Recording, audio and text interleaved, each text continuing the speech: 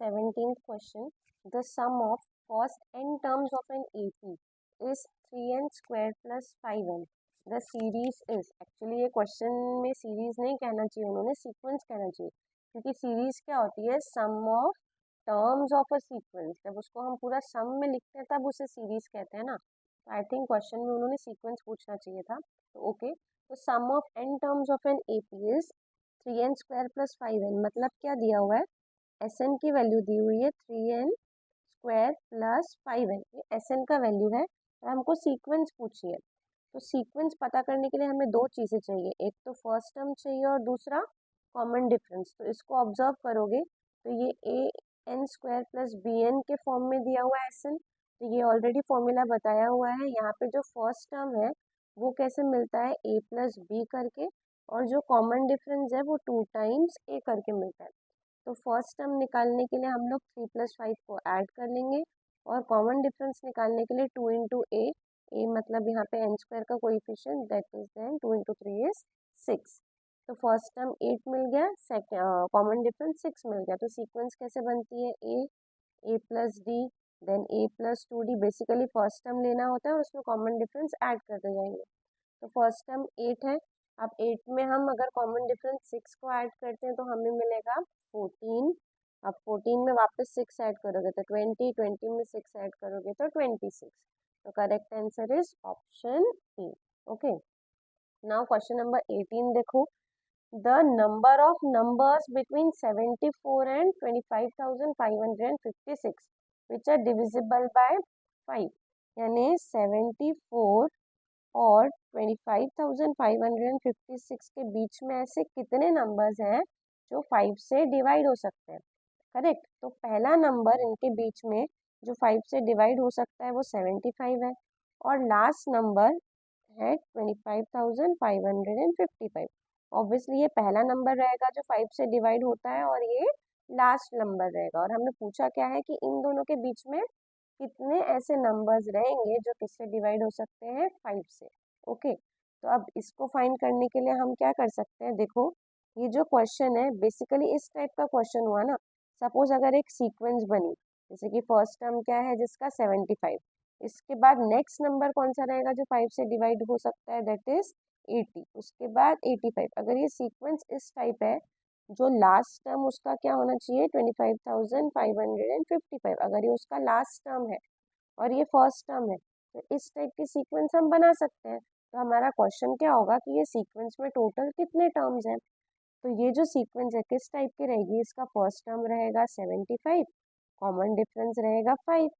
Suppose Tn का value 25,555 है, तो हमको क्या फाइंड करना रहेगा, n, कि कौन से नंबर पे 25,555, which number of term is 25,555। तो हमें पता पड़ जाएगा ये सीक्वेंस में टोटल कितने टर्म्स है। तो वो सीक्वेंस में जितने टर्म्स रहेंगे उतने ही नंबर्स रहेंगे जो 75 और 25,555 के बीच में रहेंगे, that are divisible by 5। I hope I am clear. कुछ भी नहीं, सीक्वेंस बना लिया हम लोगों ने, 75 से स्टार्ट किया, हर वो नंबर लिया जो 5 से डिविजिबल होता है, यानी 5 5 ऐड करते गए, कहाँ तक जाना है, लास्ट नंबर तक। ओके, और हमको n फाइंड करना है। तो अब हमें पता है Tn का formula, Tn is equals to A plus, आप कैलकुलेटर से भी कर सकते हो, बट मतलब बहुत बड़ा नंबर है तो उतना बहुत टाइम लगेगा, बेटर वे हम इसी से कर लेते हैं। So Tn is equals to A plus n minus 1 into D. तो Tn का वैल्यू क्या दिया हुआ है यहाँ पे, 25,000। ये क्यों लिया, बिकॉज ये नंबर नहीं जाता है ना 5 के टेबल में, तो लास्ट नंबर यही रहने वाला है। Equals to 75 plus n minus 1 and common difference is what, 5। अब हम क्या करेंगे, इसमें से 75 को कर लेंगे minus, equals to n minus 1 into 5। तो 25,555 में से हम 75 को माइनस कर लेते हैं एंड हमें मिलेगा 25,480 is equals to n minus 1 into 5। अब 5 मल्टीप्लाई में है तो डिवाइड कर लेते हैं। तो इसी को अगर हम 5 से डिवाइड कर देते हैं तो हमें मिलेगा 5096 which is the value of n minus 1, 5 से डिवाइड करने के बाद में। अब हमें n चाहिए तो -1 इधर आ जाएगा, प्लस हो जाएगा, सो 5097। तो हमारे ऑप्शंस ऑप्शंस नहीं लिखे हैं मैंने यहाँ पे, पर डेफिनेटली एक ऑप्शन रहेगा, आप चेक कर लेना बुक में, 5097। आई होप आई एम क्लियर। ऐसे टाइप के बहुत से क्वेश्चंस बनते हैं और आ भी सकते हैं। ओके, सो नेक्स्ट क्वेश्चन देखते हैं हम लोग। सी नेक्स्ट क्वेश्चन क्या दिया हुआ है। Again this question is quite easy.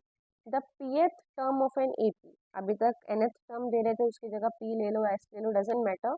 तो pth term of an AP देखो कितना दिया हुआ है यहाँ पर। टीपी की वैल्यू दी हुई है 3p माइनस 1/6। ओके, पूछा क्या है, the sum of first n terms of the AP is.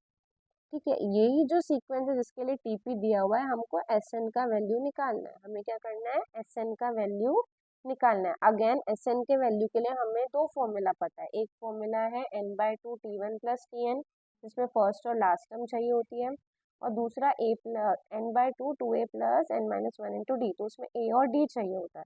तो हम a और d निकालेंगे एंड देन हम उसको फॉर्मूला में डाल देंगे। कौन से, n/2 2 times a plus n minus 1 into D. ठीक है, तो हमारा टास्क क्या है, इस टीपी की वैल्यू में से ए और डी की वैल्यू निकालना। अब ये टीपी है, अगर आप इसको ऑब्जर्व करोगे तो हमने एक फॉर्मूला देखा था ना, T N equals to A N plus B के फॉर्म में अगर होता है तो ए कैसे निकालते हैं हम लोग, ए की वैल्यू मिलती है ए प्लस बी से, और कॉमन डिफरेंस रहता है ए की वैल्यू। करेक्ट, तो एक्चुअली ये सेम ही टाइप का क्वेश्चन है। देखो यहाँ पर तुम टीपी को इस तरीके से लिख सकते हैं ना, 3p/6 माइनस 1/6। करेक्ट, तो टीपी की वैल्यू कैसे मिलेगी देखो, अब देखो 3/6 इंटू पी माइनस 1/6। करेक्ट, इसको मैं कर सकती हूँ सिंप्लीफाई, पर नहीं भी किया तो चलता है।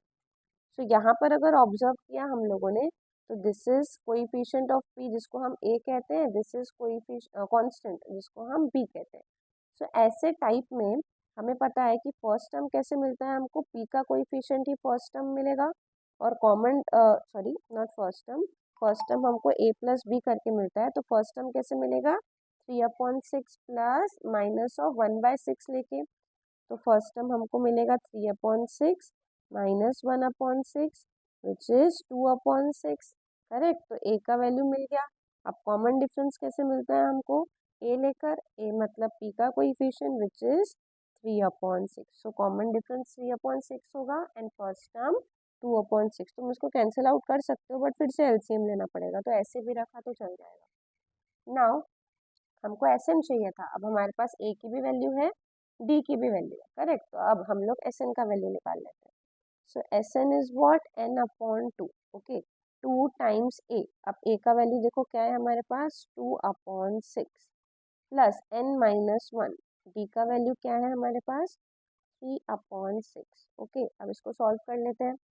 सो S N equals to n/2, 2 into 2 is 4/6 plus 3 into n minus 1/6. Okay, so now Sn equals to n/2, common denominator, 4 plus 3 into n minus 3.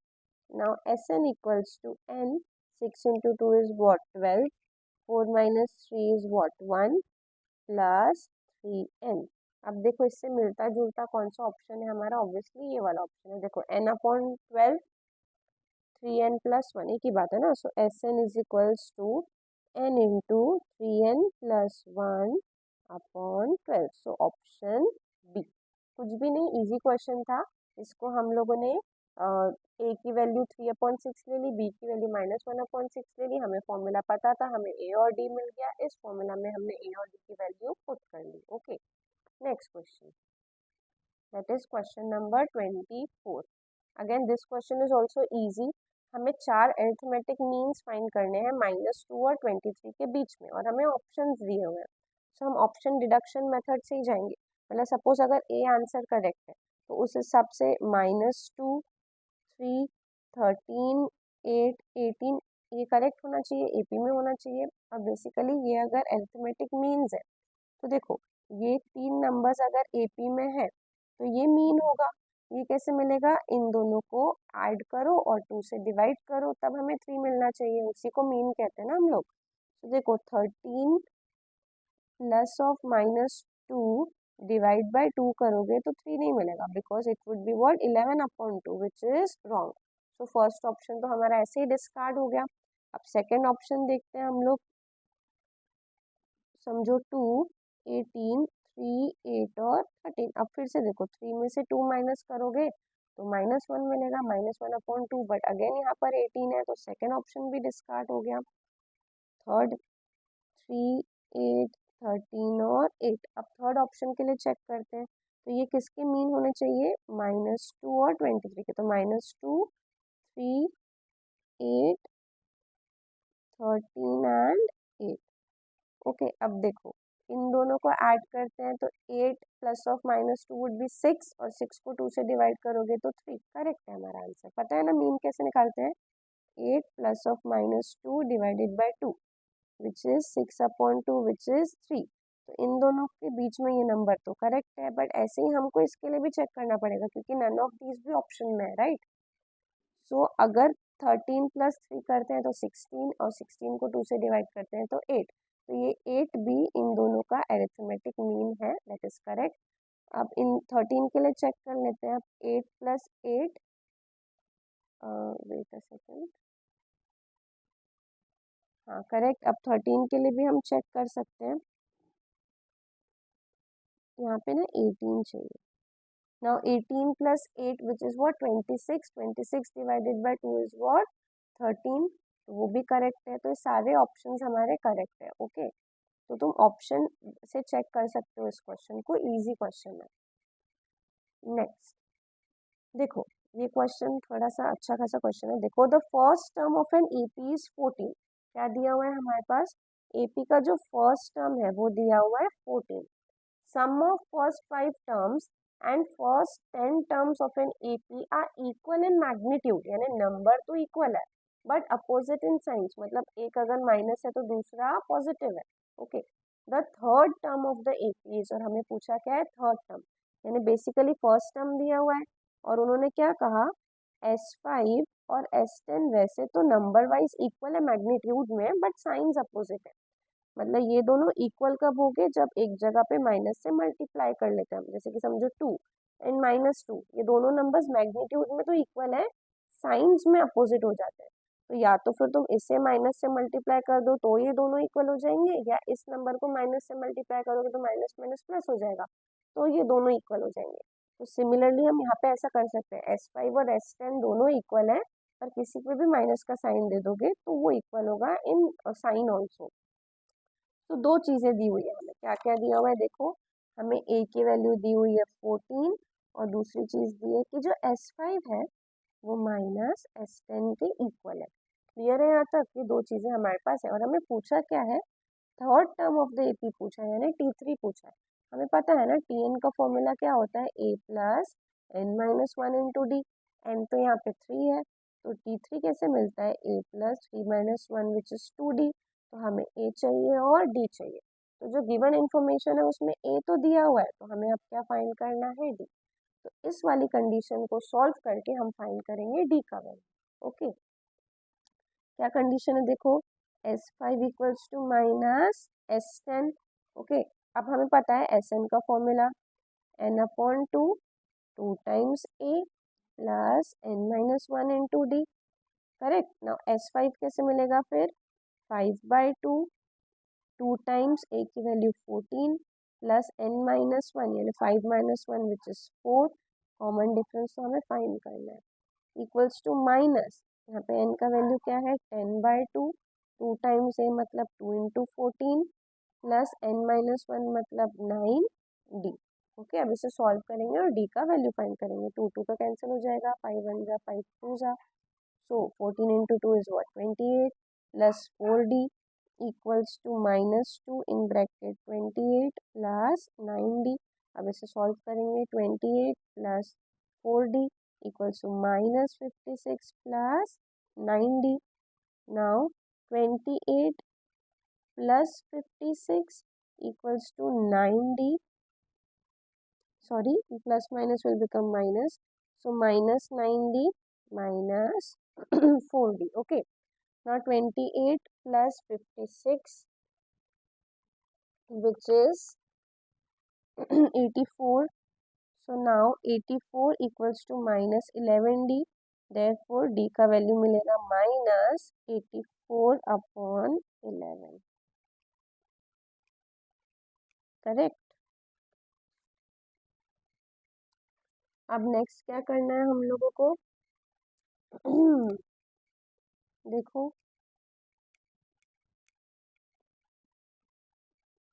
D का वैल्यू मिल गया है. अब हमें यहाँ पर अब हमें नेक्स्ट ये करना है कि हमको इस फॉर्मूला में डी के वैल्यू को पुट करना है. विच फॉर्मूला में? ए प्लस 2d में. ए का वैल्यू भी दिया हुआ है हमारे पास. चलो सॉल्व करते हैं. अरे हाँ, यहाँ पे थोड़ा मिस्टेक हो गया है. हमको इसको मल्टीप्लाई भी करना था ना. ये रॉन्ग हो गया. देखो यहाँ पे क्या होगा? 28 plus 4d equals to minus 56 minus 18d. Okay, 9 2 सा 18 भी तो करना है. So sorry, 28 plus 56 equals to minus 18d plus 4d इधर आके हो जाएगा minus 4d which is 84 equals to minus 22d. therefore d is equals to 84 upon 22. वही चीज़ है ना, थोड़ा सा भी डिस्ट्रैक्ट हो गए कि रॉन्ग हो जाता है. ओके, सो नाउ इसको हम 2 से डिवाइड कर सकते हैं. Minus 42 upon 11.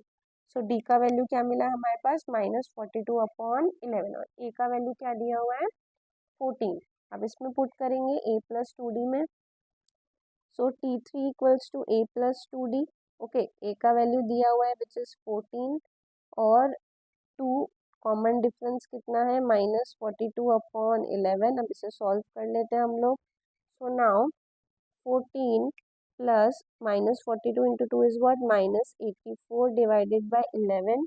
Now 14 into 11 is 154 minus 84 upon 11 which is 70. 154 में से अगर हम 84 को माइनस करते हैं तो विल गेट 70 अपॉन 11. और अगर तुम ऑप्शंस चेक करोगे तो ये वाला जो ऑप्शन है मिक्स फ्रैक्शन, इसको सॉल्व करते हैं तो 11 इंटू 6 इज वो 66. 66 प्लस 4 इज 70. 70 अपॉन 11. तो ऑप्शन ए करेक्ट है क्योंकि हमारा आंसर आया है 70 upon 11. I hope I am clear. हम नेक्स्ट क्वेश्चन देखो क्या दिया हुआ है. 23rd question. See the sum of a certain number of terms of an AP is. ये इजी है. देखो ये एपी दिया हुआ है. ठीक है, इसका जो सम है वो कितना दिया हुआ है? माइनस 52. ये जो एपी में सीक्वेंस दी हुई है ना, वो सीक्वेंस का जो सम है वो कितना है? 52. बट क्वेश्चन ये है कि कितने नंबर ऑफ टर्म्स यहाँ पर है. ठीक है, मतलब इजी है. एस एन का वैल्यू दिया हुआ है 52. ओके, और ये जो सीक्वेंस है वो कैसी है? -8 -6 एंड सो ऑन. इसको हम कैलकुलेटर की मदद से कर सकते हैं बड़ी आसानी से. देखो, हाँ, ऑप्शंस की मदद से ही जाना पड़ेगा हमको. तो हमें देखना है कि 52 कितने n को ऐड करके, कितने टर्म्स को ऐड करके 52 मिलता है. ओके, सो हम लोग का बहुत बार किया हमने ऐसे क्वेश्चंस. देखो फर्स्ट ऑप्शन में क्या दी, फर्स्ट टर्म क्या दिया हुआ है? 8 ले लो, माइनस प्लस करके सेव कर लो. ठीक है, अगर कॉमन डिफरेंस देखोगे तो -6 minus of -8 -6 plus 8 is what? 2. Obviously तो कॉमन डिफरेंस कितना दिया हुआ है? 2. तो अब हम वो भी ऐड कर लेते हैं. तो ये हमको मिल गई सेकंड. क्या मिल गया हमको? Second term which is 6th entry पे, यानी 4 स्टेप्स अहेड जा रहे हैं. तब हमको ऐड करना है. सपोज फर्स्ट ऑप्शन के लिए चेक करते हो तो तुमको कितने टाइम्स ऐड करना पड़ेगा? 12 टाइम्स ऐड करना पड़ेगा. ओके, पर क्योंकि यहाँ पे एंट्री पे 6 है तो कब तक ऐड करोगे तुम लोग? जब तक 12 प्लस 4 विच इज 16 ना आ जाए, क्योंकि 4 स्टेप्स अहेड जा रहे हैं ना. क्योंकि देखो ये हमारा एक्चुअली सेकेंड टर्म है, बट यहाँ पर कौन से नंबर पे आ रहा है? 6 नंबर पे आ रहा है. तो 4 स्टेप्स अहेड जाना है. तो 12 का अगर चेक करना है तो हमको कहाँ तक इक्वल टू प्रेस करना पड़ेगा? जब तक एंट्री पे 12 प्लस 4 विच इज 16 ना आ जाए. तो हम इक्वल्स टू करेंगे जब तक 16 ना आ जाए. ठीक है, अब इसका ग्रैंड जीटी ले लेते हैं विच इज 36. तो हमको 52 चाहिए था, 36 मिला. मतलब फर्स्ट ऑप्शन तो बिल्कुल भी नहीं है. सेकंड ऑप्शन के लिए चेक कर लेते हैं. अगर फिर से 8 डालना है, माइनस का साइन, प्लस करके स्टोर कर दो, प्लस करके कॉमन डिफरेंस 2 डाल दो. सेकंड टर्म आ गई, पर 6 इस पे आई है. 4 स्टेप्स अहेड जाना है. 13 चेक करना है तो 13 प्लस 4 यानी 17 तक जाना पड़ेगा हमें. तो अब हम 17 तक जाएंगे. और जीपी कर लेंगे विच इज 52। तो करेक्ट आंसर क्या है यहाँ पर 13। Okay, so next question see the sum of first and last term of an AP, sorry sum नहीं दिया हुआ, the first and last term of an AP are -4 and 146। तो easy है, फर्स्ट टर्म जिसको हम T1 भी बोल सकते हैं या ए भी बोल सकते हैं। तो देखो क्या दिया हुआ है, T1 की वैल्यू या ए की वैल्यू क्या दी हुई है 4, और लास्ट टर्म जिसको हम TN भी बोल सकते हैं या एल भी कह सकते हैं, जिसको क्या वैल्यू दी हुई है हमें 146। तो अब हमें पता है कि सम ऑफ टर्म्स इज, टर्म्स का एडिशन कितना दिया हुआ है SN विच इज 7171। पूछा क्या है, द नंबर ऑफ टर्म्स, यानी इसके बीच में कितने टर्म्स है हमें वो पूछा है। ओके, यानी किसका वैल्यू पूछा है हमको, n का वैल्यू पूछा है। तो ये भी सिंपल सा फॉर्मूला हमें पता है, SN के दो फॉर्मूला थे, उसमें से एक फॉर्मूला कौन सा था, n/2 first term plus last term. Okay, तो SN कितना दिया हुआ है 7171, n की तो वैल्यू फाइंड करनी है, a कितना दिया हुआ है 4 प्लस 146 विच इज 7171। यहाँ पे डिवाइड है तो इधर आके मल्टीप्लाई हो जाएगा, equals to n, 4 plus 146 is what 150। Okay, so now what we will do, 7171 को हम मल्टीप्लाई कर लेते हैं 2 से, जो हमको मिलेगा 14342 इक्वल्स टू n, 150 मल्टीप्लाई में था तो यहाँ पे आ जाएगा डिवाइड में।